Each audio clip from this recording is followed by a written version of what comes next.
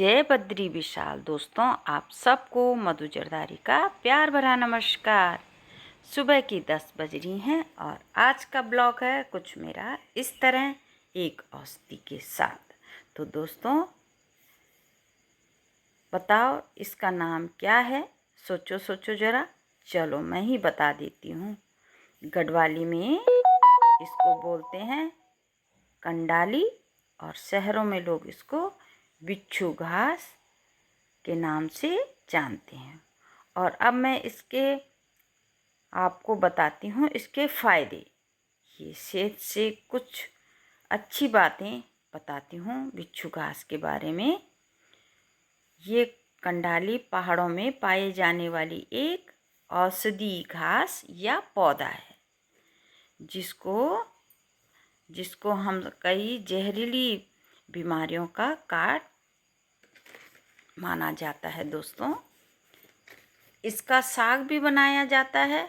साग जानते हो, चावल के साथ खाने के लिए, और सब्जी भी जो रोटी के साथ खाया जाता है। इसको काटने में बड़ी सावधानी बरती जाती है। अगर शरीर में लग गया ना तो बड़ा दर्द होता है। तो इसको काटने के लिए बड़ी सावधानी बरतनी पड़ती है, क्योंकि पौधे के रोम में जो होता है ना, फॉर्मिक एसिड पाया जाता है।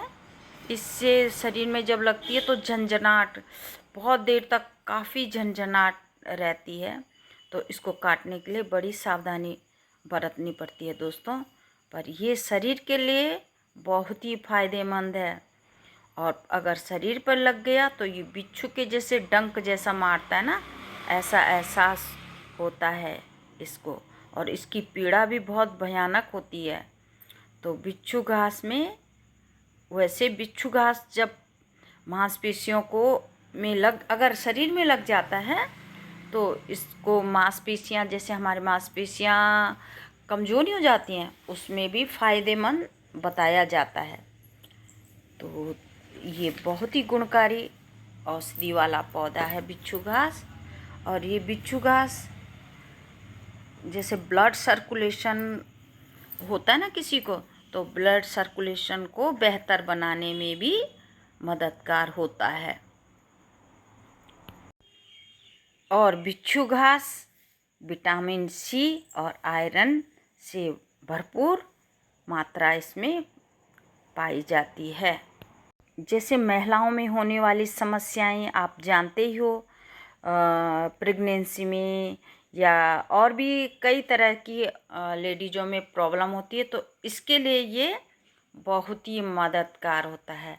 जो पहले मेरी दादी थी ना, मेरी दादी तो, हम तो जानते थे, दादी इसलिए निकालती है कि घर में सब्जी नहीं है, इसलिए ये हमें घास फूस खिलाती है। तो लेकिन जब अब हमें बड़े हो गए हैं तब हमें पता चला कि बिच्छू घास कितना फ़ायदेमंद है।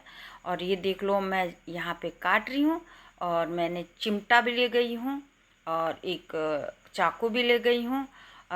और ये देखो, इधर तो हरा हरा है, लेकिन इधर देखो इसमें छोटे छोटे बीज आ गए हैं। बीज जानते हो, सीड होती है ना। इस तरफ तो हरा है क्योंकि ये पेड़ के नीचे छाया में था बिच्छू घास, और इस तरफ थोड़ा तेज़ धूप लगती है। ये देख लीजिए, मैं हाथ नहीं लगा सकती हूँ क्योंकि थोड़ा मेरी लग चुकी है, क्योंकि मुझे निकालना नहीं आया। ये पहुँच गई हूँ मैं बिच्छू घास को लेके घर, और बड़ी सावधानी से लाई हूँ मैं, परात में रखा है। और अब इसको मैं, चिमटा होता है ना, चिमटे से पकड़ के इस पन्नी में रखूँगी। और आज नहीं बनाऊँगी मैं इसको, फुर्सत में जाके बनाऊँगी। अगर मैं ऐसे खुला छोड़ दूँगी तो मेरे साथ देवरानी जेठानी के बच्चे आते हैं तो उनकी लग जाए। तो इसलिए मैंने ये पन्नी में पैक करके इसको टांग दूँगी। और ये मेरी सास मेरे लिए लमेंडा, और लमेंडा नहीं, ये इसको बोलते हैं तोमड़ा बोलते हैं। और ये है करेला, ये ले आए हैं अपने यहाँ से निकाल के। उन्होंने सोचा मेरे यहाँ सब्जी नहीं है, ये यहाँ इतनी मेहनत कर रही है, तो वो मेरे लिए सब्जी ले आई हैं। और ये मैं अपने घर में आ चुकी हूँ। और इसके बाद मेरे को लग गई कंडाली, मेरे को एलर्जी हो गई, क्योंकि उसमें ना जिशाल बोलते हैं, जिशाल वो थी उसमें उसके रोम थे जो ना, वो पूरे मेरे शरीर पे लग चुके हैं, खुजली हो रही है, मोटे मोटे दाने हो चुके हैं। तो अब देखो मुझे डॉक्टर के पास जाना पड़ेगा, नहीं तो ऐसे ही ये सही नहीं होंगे, क्योंकि कंडाली से हो गई है मुझे एलर्जी, और उसमें जिशाल भी थे वो भी मेरे को लग चुके हैं पूरे शरीर में, बहुत खुजली और दाने हो गए हैं। तो दोस्तों आपको मिलती हूँ मैं नेक्स्ट ब्लॉग में। Okay bye bye. ये बिच्छू घास के लिए भी बाय बाय। और मैं खुद गई हूँ बिच्छू घास में, और बिच्छू घास में मुझे एलर्जी कर दी है दोस्तों। तो बाय बाय, फिर मिलती हूँ आपको नेक्स्ट ब्लॉग में।